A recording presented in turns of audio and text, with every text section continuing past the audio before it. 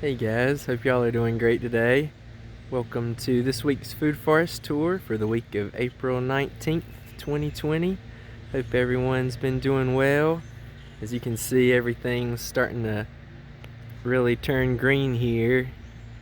Getting a lot of lush vegetation starting to grow here. Welcome to part one of this week's Food Forest Tours. These are the mostly pear grafted trees in this bed.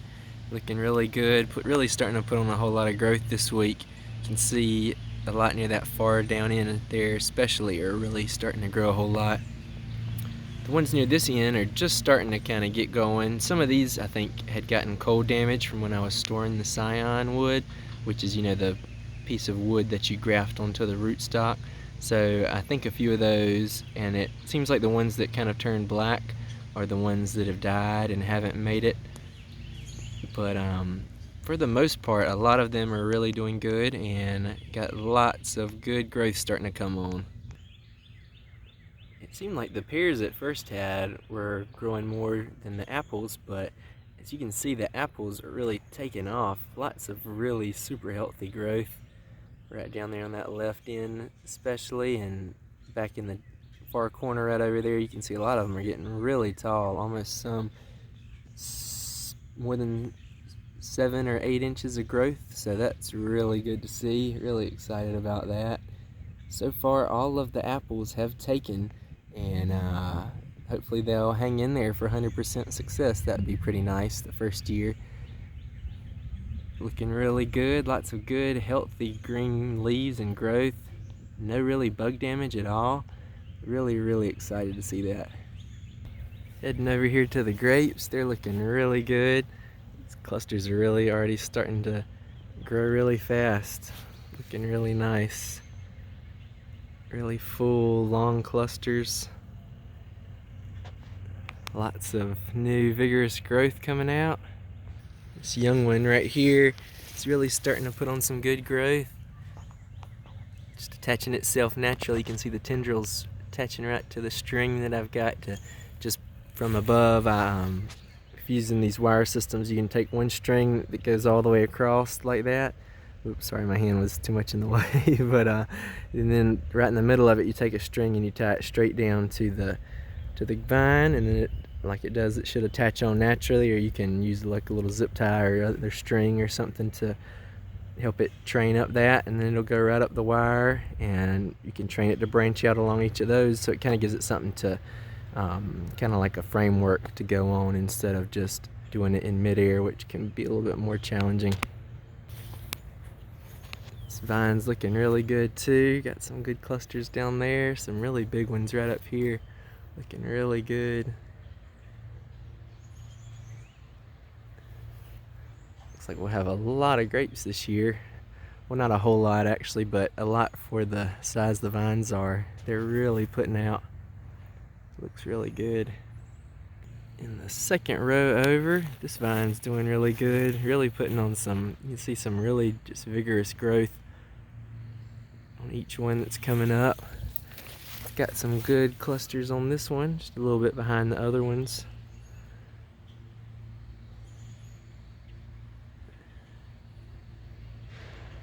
It's got like a little bit of damage there on the end. Or actually, I think it's actually probably about to start blooming actually. Whoops, sorry, I lost it on camera. Yeah, looks like that's what that is. It's actually about to start opening for blooming, so no damage, that's good. So these actually might be a little ahead of the other ones, because the other ones didn't look like they were opening yet. Got those, some bunches on those shoots too, so that's really good to see, really healthy looking. Nothing budding out yet on this left side right here, so it may have died, so I'll probably train up that shoot right there to just go right along that branch. It'll make it nice and easy to do, and then this year it should be able to train this one to start going down further that way and come back this way too, so get some grape training in. This one down here on the end, it doesn't have any bunches, but it is just putting out some crazy vigorous growth. All looks really good.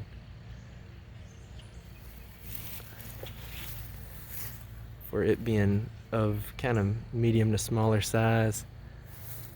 The shoots on this end are more vigorous than that side.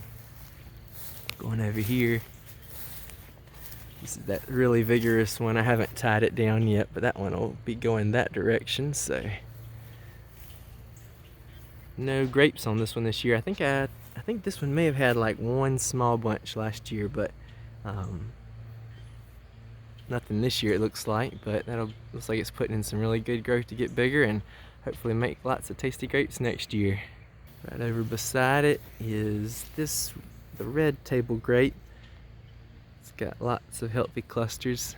I've gotten quite a few grapes off this one the last 2 years, so hopefully it'll keep putting out this year and make a lot of tasty grapes. It's looking like it will. Most shoots have at least one bunch of grapes, some two, so that's really good to see.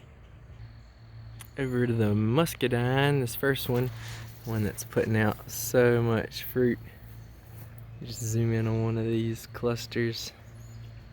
Each shoot puts out at least usually 2 clusters, or at least this one is, and you can see on each cluster there's a few different little lobe sections where there would be a bunch of clusters of grapes, and so far it looks like it's the biggest kind of groupings of grapes in these clusters that it has been. You know, sometimes it'll send out kind of a wild one out this way too that'll form into some little clusters also, depending on how healthy it is. But this grape is just thriving, and as you can see, every single one of those little tiny shoots will be putting on 2 big clusters of those grapes and maybe more.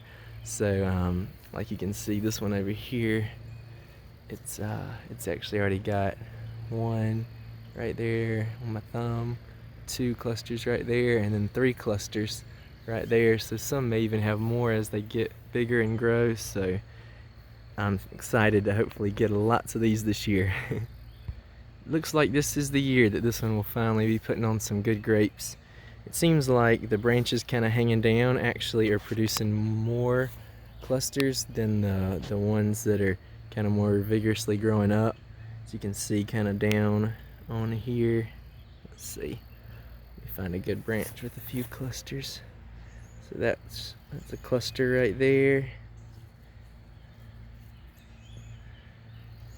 And there's another one right there. So this one looks like the year it'll finally produce some. So hopefully she'll get a good taste test this year. As you can see, it's huge. It's as big or bigger than the other one, but just hadn't kind of late producing, or it might kind of be in a little wet spot where it is. So I probably should have put some soil around it. But even as it's not in the greatest spot, it looks like it's going to really produce some good grapes this year. And as you can see, I didn't harvest them all last year, and so there's a lot of little grape seedlings down there. There's one right there. Looking over here, there's one, there's one, there's one, there's one, and they're just a good amount of them down here. So, and same with the first one, which is actually my preferred one. So I'll probably get some of those especially from the first one, and transplant over to the food forest and hopefully get some good new seedling varieties. This is over here in front of the first one, and check out those awesome flowers. They look so cool, don't they? I love those. They get really, like, kind of shamrock, get really big, and they make these really nice pink flowers. A great, wonderful ground cover. This is like these, zoom in on these seedlings, like there's one right there. There's another little one right there coming up. So hopefully should have a lot of these good little seedlings to move to the food forest. I think this will end part 1. I'll see you guys soon in part 2. Thanks for watching, guys.